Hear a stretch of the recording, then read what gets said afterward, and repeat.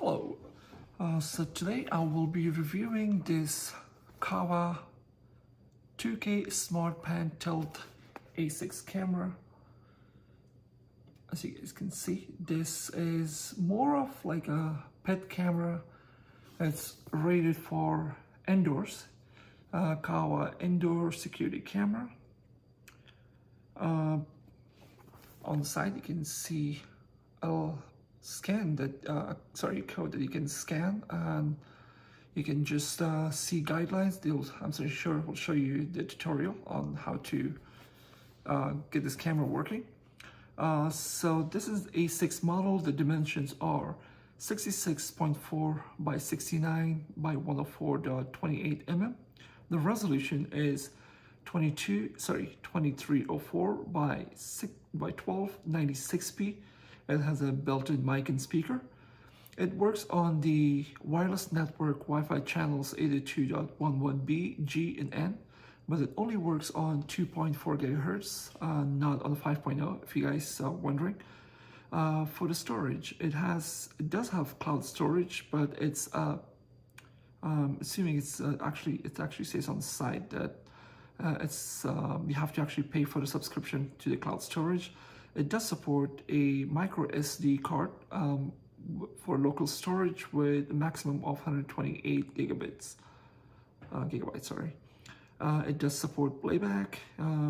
For power supply, it just uses a DC 5 volt or 1 amp. Operating temperature is negative 10 degrees Celsius to 50 degrees Celsius. And for the operating system, it actually runs on the Android 5.0 and iOS 8.0 and higher. Alright, it seems to work on both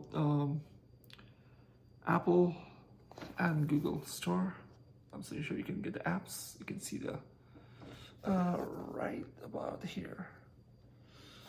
Alright, so without further ado, let's go ahead and open the box, see what's in there. Oh, by the way, on the side of the box, it actually tells you what is all that's included or options on this camera, which is the 2K resolution, intelligent alerts, two-way audio, night vision, motion detection, remote pan and tilt, care for children, motion tracking. I'm not exactly sure what exactly is it, cruise, business security, family safety, and cloud storage. That's all you can find on the little site. Wow.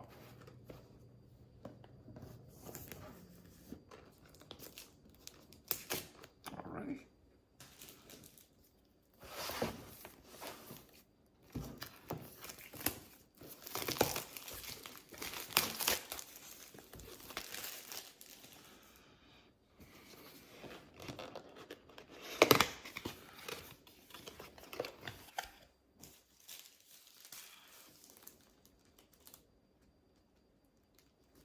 That's interesting, Google.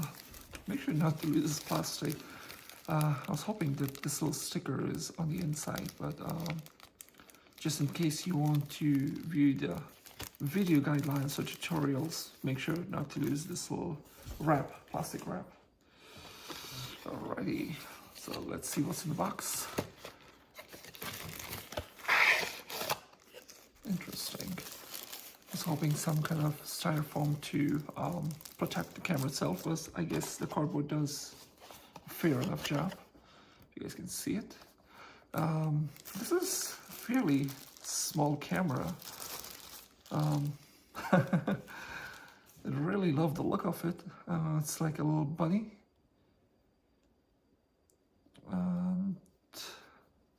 It's definitely very cute if you using it for a kid's room. And little kids, babies, toddlers, I'm pretty sure they're gonna love it. Hopefully they're not gonna think it's a toy and knock it off the cart, off the table or somewhere. But okay, let's go ahead. Let's see. Okay, this will be the. Okay, so if you did lose a wrap, it's okay. Seems like they have the same scan code here on the corner. You can use to scan the code to download the app or look the tutorial videos. We'll go through that and see what exactly it provides through that app.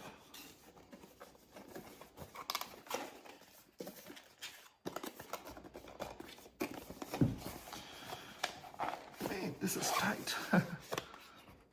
All right. So there's nothing else in the box except for this little box, which I'm assuming is the adapter. Nice packaging on this. That's pretty cool. Look at this user manual. Wow. Okay, so it seems like in multiple languages. Oh, it's not bad. It seems like it's only about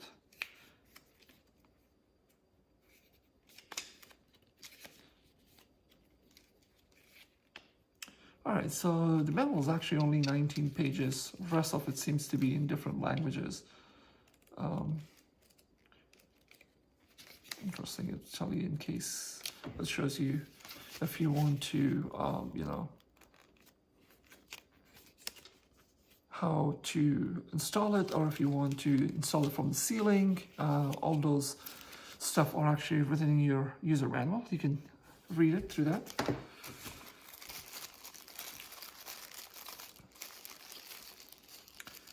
Definitely like the charger packaging. It's pretty cool.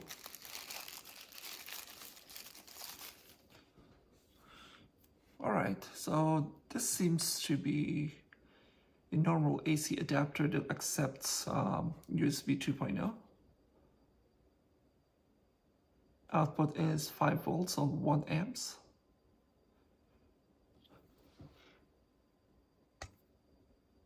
Just in case you're wondering.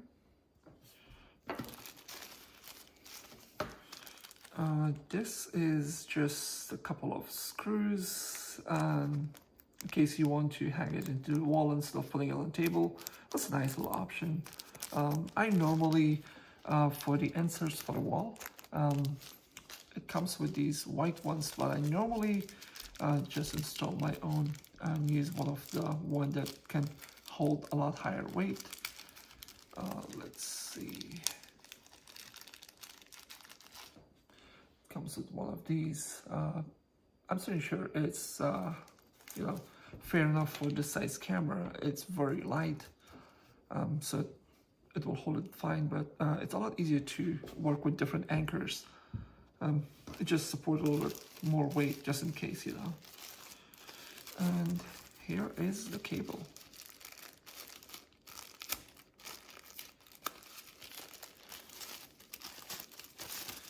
Data cable or power cable. Oh wow, this is the old style Android cable.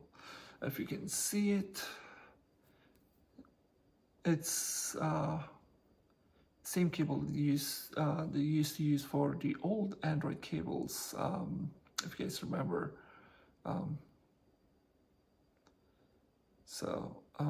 pretty sure if you lose a cable, you have tons of these laying around home. And the other side is just, you know, the regular USB cable that connects to it. So, yeah, that's pretty much it. I will go ahead and create a video about once I get it installed and downloaded the application. I'm going to add both of them together, and you guys can view the little charger connects to the back here in this little area. And the back, the button says set. This is a little button that says set. I'm not exactly sure what is it for, but just remember before you turn on your camera to remove this safety plastic for the lens. I'm certainly sure once the camera moved in, it will be extremely hard to pull it out. I've had that happen with a few other devices that I had before. So just a reminder to move the little plastic, and we will continue with the rest of the video once I get it installed and get it ready. We'll talk about how the images look, how the video feed works between my iPad and the camera. All right, thank you very much. All right, everyone, so we are back here.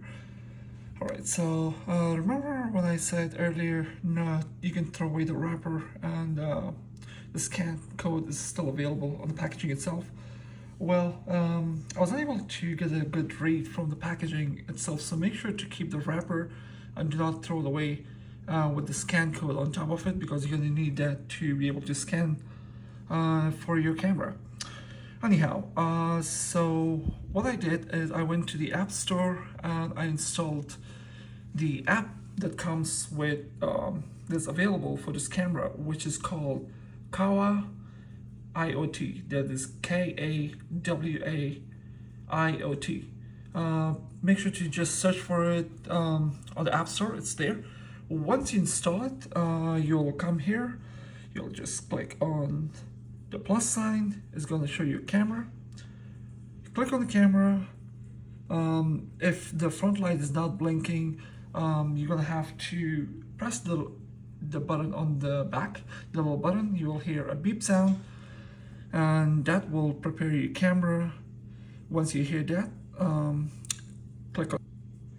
All right, so you're going to pick the name of your, SSID, whatever SSID you'll be using. The name should pop up here. On next one, once you enter your password, you click next. It's going to show you the QR code.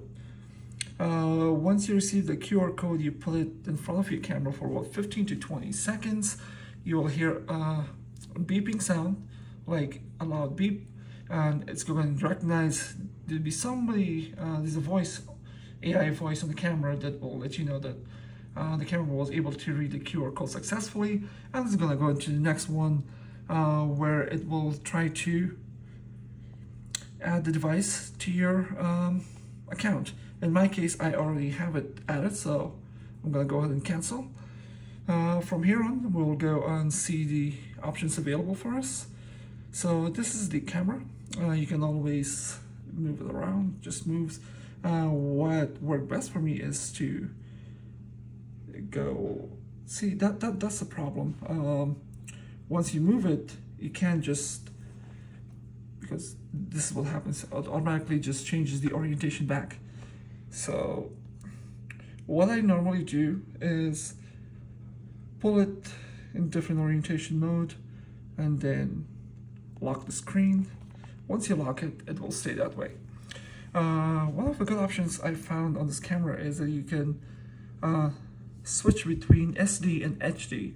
Normally, by default, it comes on the SD mode. You can just simply, click on the little up arrow button and move it to HD. This little voice button right here, if you can see, if you open it, you'll be able to talk to the camera. Okay, and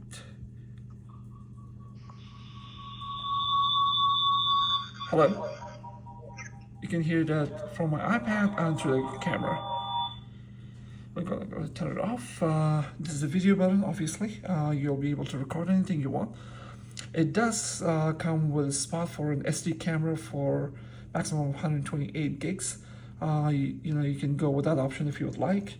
Or you can just stream it through your iPad if you would like to, just see, how your pets are doing or how your kids are doing throughout the night.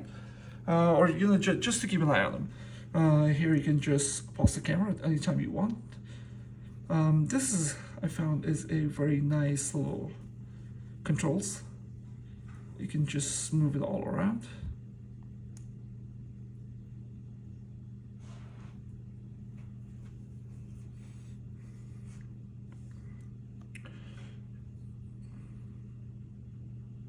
And the same goes for up and down tilt.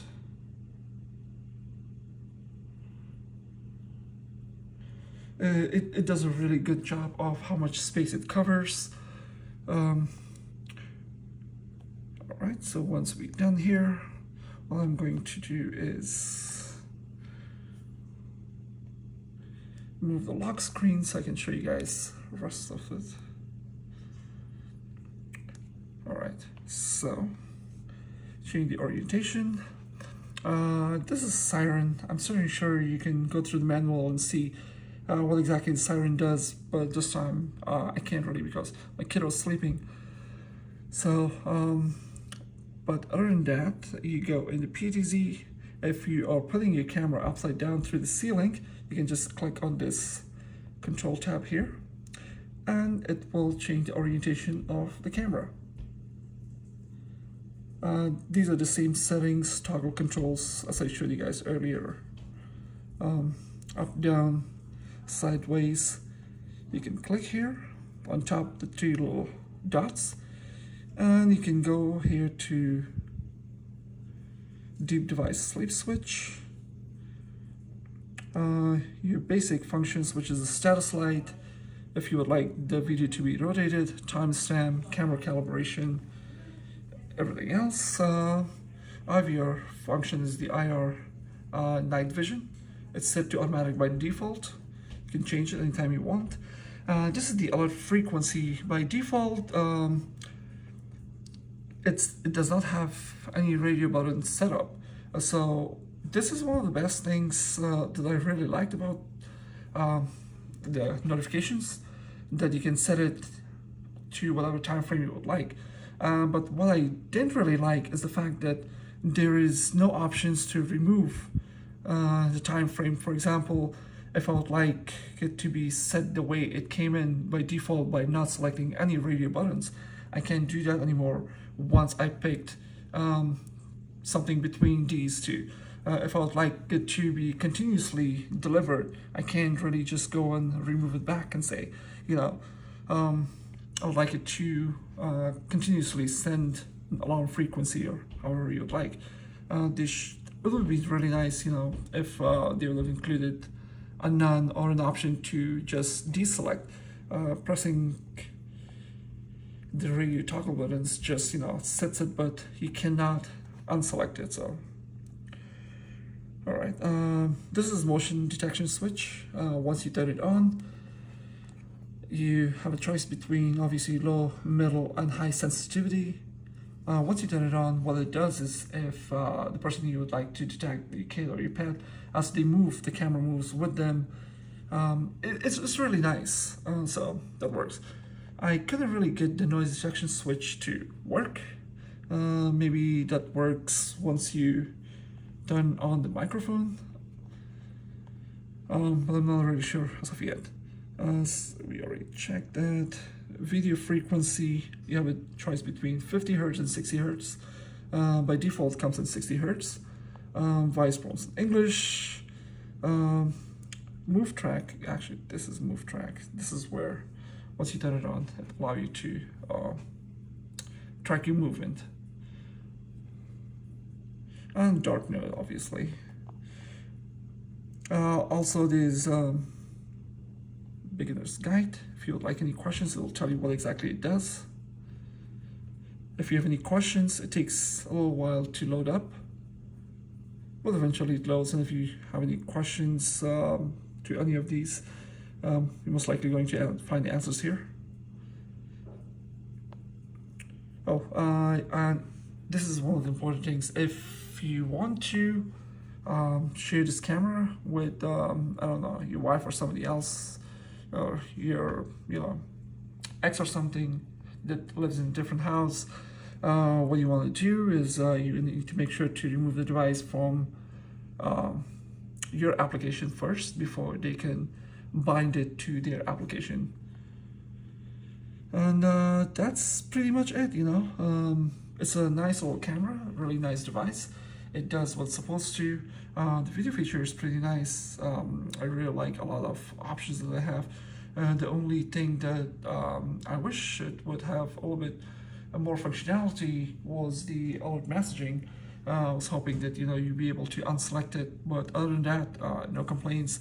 Definitely worth the price. And, you know, if this is something that you're looking to keep an eye, you know, on your pets, your kids, the elderly, I think it's a good buy. I mean, again, you know, this is all personal, my own personal opinions.